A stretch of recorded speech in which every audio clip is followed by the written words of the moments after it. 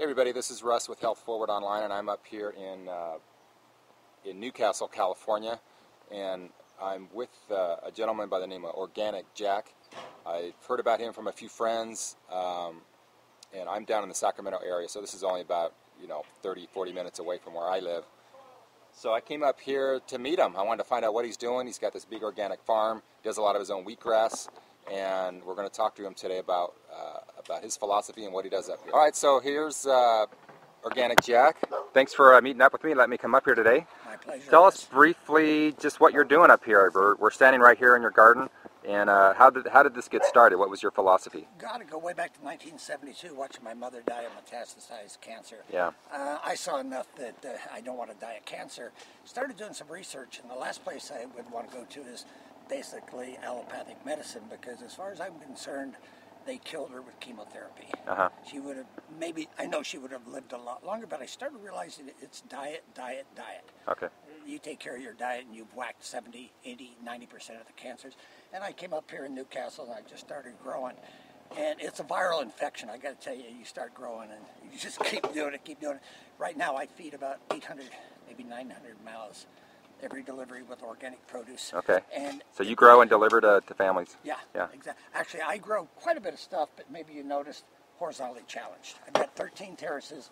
Some of them go 300-400 feet, but I work with a couple of other local growers, and you and I just went and picked up some things I don't grow from veritable vegetables. So we've got a list of about 50 organic fruits and vegetables available to families, and they get the custom pack.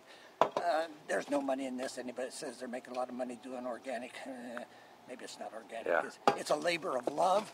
It's a lifestyle. It's a cultural entrapment, and I'm glad. And you've been doing it. I think you said you've been doing it 50 years now. No.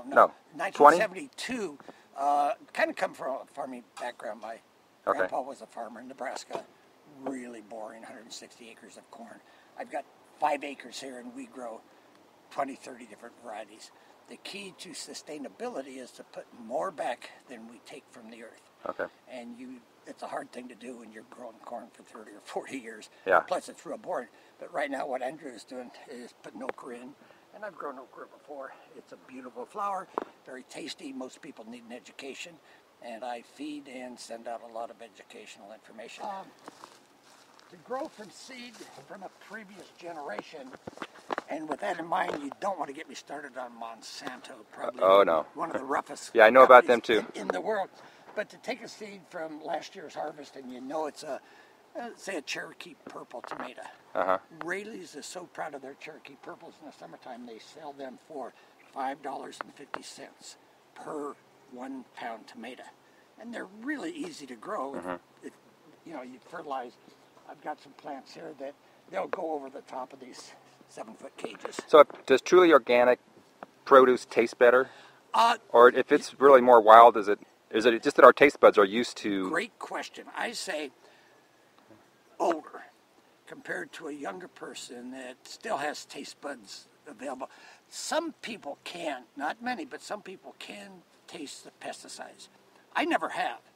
I think freshness is more an exponent of how recently was it picked and where was it stored and how many weeks did it spend in a box.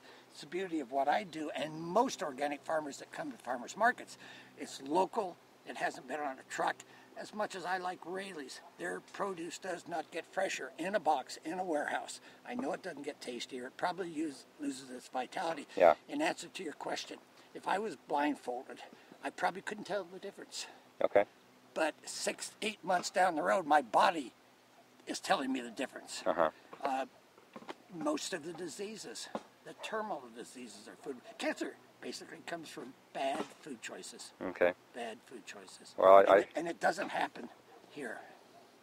I always tell people, if they can change their diet, and particularly organic fruits and vegetables, and people are going to love this, get off the damn animal products. Animal protein is basically poison. Ice cream, some research scientists say it's toxic. To get off of it totally, or maybe a little bit is okay? No. Well, do you want a little bit of cancer? Do you want to have a little bit of diabetes, which killed my son? Yeah. And it was the dairy industry. I'd love to have him sue me. Yeah. There's so much research out there on the toxicity of food. When you're doing this, the scary thing is First time in American history, children are not going to live as long as their parents. At mortality, people that eat primarily organic fruits and vegetables add 5 to 8 years to their life. Yeah. We were talking about wheatgrass. People that do wheatgrass with regularity, 5, 6 days a week, will add 10 years to their life and probably never come down with cancer. It's been proven. And I think Alzheimer's. Wheatgrass is the most awesome thing. Well, I'm glad you mentioned that. That's what I want to focus on next. I'll show the garden a little bit more here, but then I want to see your wheatgrass operation here. So. And we'll even do some. All right, we'll be right back. People that eat organic produce predominantly, staying away from the animal protein, including milk and ice cream, all dairy, live 5 to 8 years longer. People that do wheatgrass with some regularity live about 10 years longer. John Robbins taught me to be ethical. John Robbins of Baskin Robbins ice cream. Okay. We shouldn't be killing animals. Certainly not animals to eat. Yeah. I think the smartest way to live a long, healthy life and be the healthiest corpse in the morgue is to eat no animal protein. We're talking fish, chicken, all the excuses that people make. Well, I just eat turkey now and then. Yeah. Well, it's a dead turkey, and it's a protein, it's an amino acid. Staying away, being an ethical, organic vegan.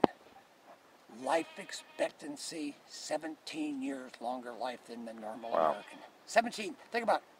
Instead of being 75 and watching a great-grandchild being born and then dying, change your diet, as I've done, and you're going to watch that child get into college. That's all you get. Change your diet, watch another generation of your family. If that's not motivation enough, enjoy your cereal. Well, then let me ask you, because you probably have heard this a lot, and I've asked it of other people, but I want to hear your response. Maybe it's the same, maybe it'll be a little bit different. If you're not eating animals, where do you get your protein? Real simple. A paper clip is 1 gram. The human body only needs 30 grams of protein. Plenty, more than 30 grams is what a vegetarian eats. Okay. The typical American, because you have been brainwashed, most of America needs to be brainwashed, and the idea is protein, mean, tough body. Excuse me, in a bull ring, give me the vegetarian over the omnivore if the omnivore doesn't have a spear. Come on, bulls, gorillas, elephants, vegetarians are tougher than hell. The typical American eats 150 grams of protein. You got to relate that to being an amino acid. 5 times more amino acid is in the typical American body than we need. Again, 30 grams is all we need. That amino acid is what feeds cancer. It's the damnable animal protein that is killing Americans when my mother died of cancer in 72, 22% of Americans got cancer. Now it's 52%, and it's almost diet, and you can just absolutely watch people's diet and predict what they're going to die of. People need to know their pH. People need to know basically their oxygen input. Nobody's keeping track. My God, that tri-tip, I just read tri-tips are becoming very popular. Oh boy, it's good. Just watch the movie Food Inc., and you will never eat another piece of meat because it's real simple. In its most horrible definition, you eat meat. Your body is a living tomb for dead animal parts. All right, here's his wheatgrass. So what's going on here? Well, we're multiple stages of having just sprouted to almost ready to harvest. Okay. And I think I told you earlier, I take a lot of supplements. You can have them. I have an exquisite organic non-animal diet, and you can have my diet, Russ. Okay.